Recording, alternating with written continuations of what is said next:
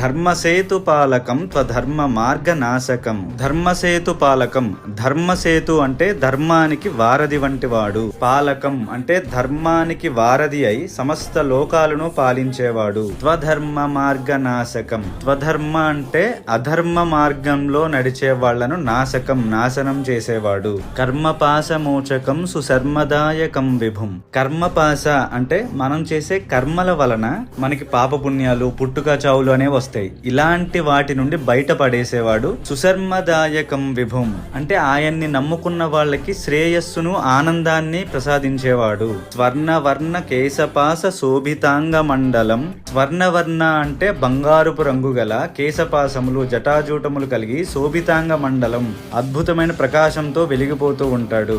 ఎవరు? కాశికాపురాధినాథ కాలభైరవం భజే. కాశీ నగరానికి అధిపతి అయిన పరమేశ్వర స్వరూపమైన కాలభైరవ